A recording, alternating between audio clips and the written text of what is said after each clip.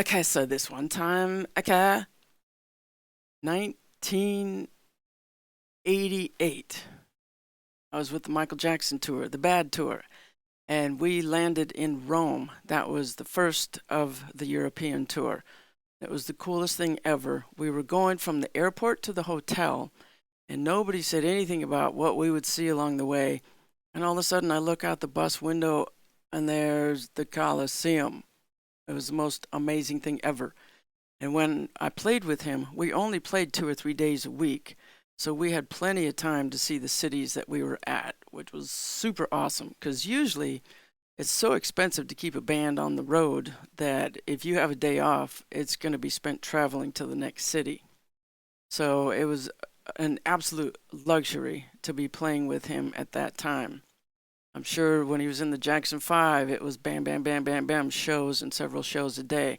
So to get him at the peak of his career was amazing.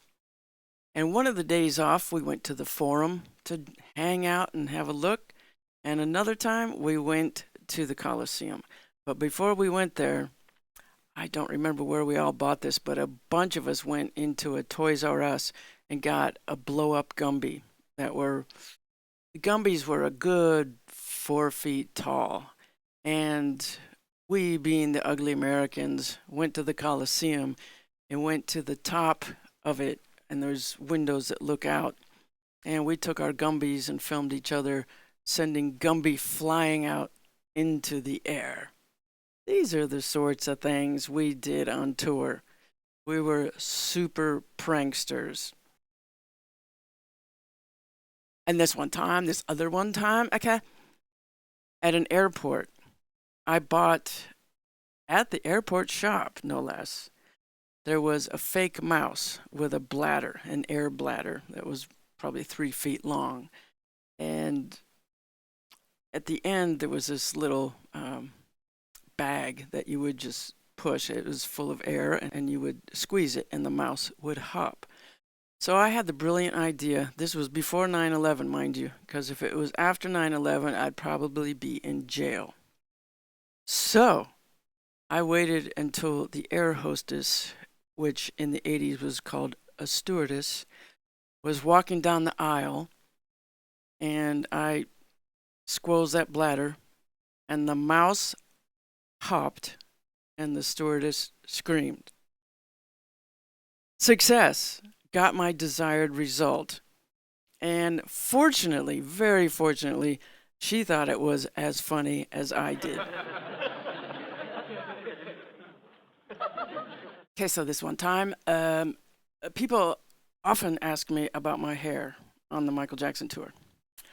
And I was one of those people that used to think that women that dyed their hair were just stupid. Why would you do that to yourself? All of a sudden, I had a big ass paycheck connected to that decision. We want to transform you.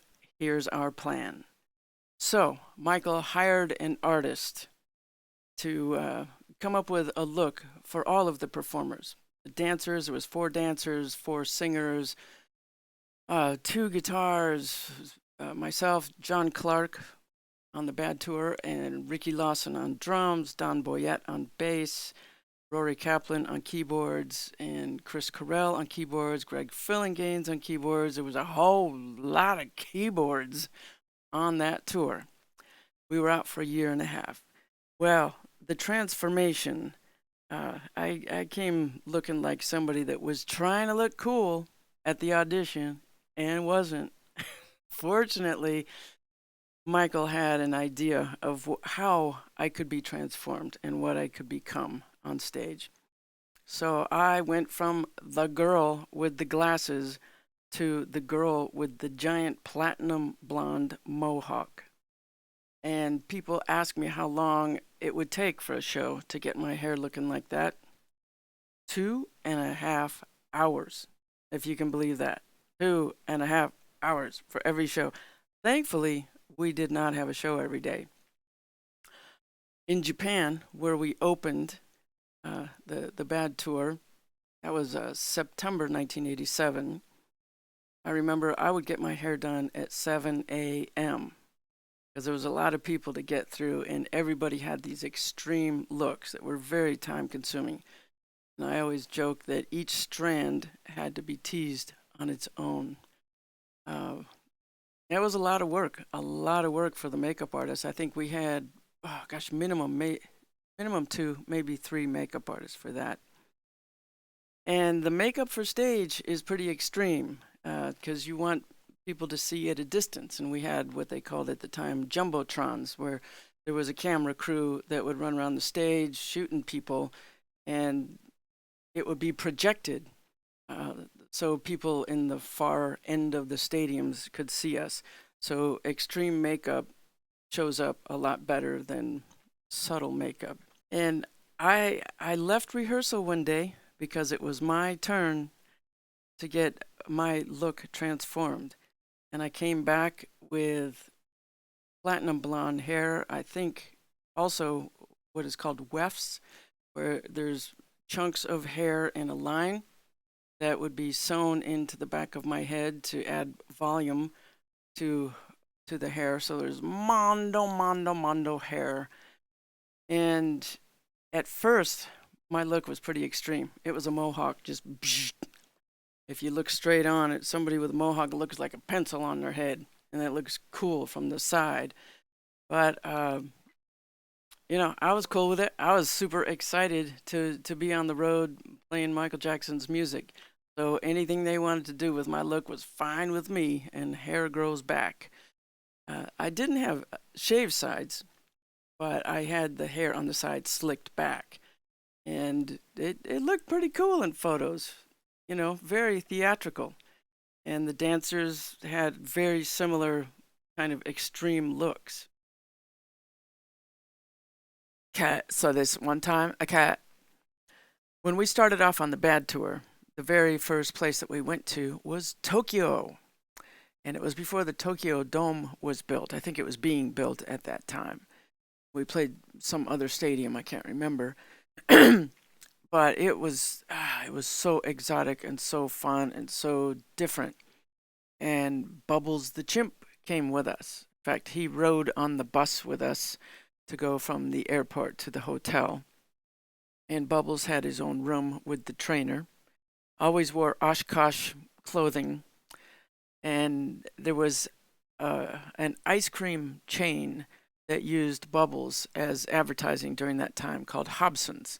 And we all stopped before a show one time.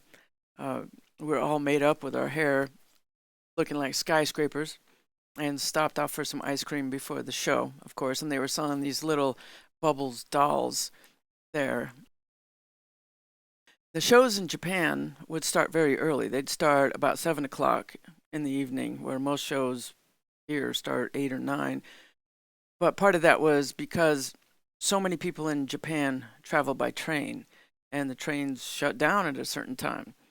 So they didn't want to be stranded. So big shows like that would start at 7. So I had to get my hair started at 7 in the morning. And it was so early, and I'd finish about 9:30 because it would take 2.5 hours. I'd go back to bed because we didn't have to go to the show for another couple hours after that. We were always at the show many hours before the show started, in part to avoid the traffic. Well, yeah, I would go back to bed. My hair was so teased up, it was like a pillow on its own. And I would lay down, I would go to sleep for an hour or two and wake up, and it wouldn't look any different. It was amazing. In fact, I used to do this thing at clinics where I would spike my hair up and I would push it down with my hand, and psh, as soon as I pulled my hand back up, it would pop right back up. I have so much hairspray in my lungs.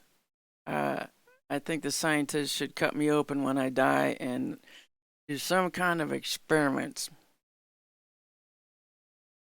Okay, so this one time, Bubbles the chimpanzees are very strong.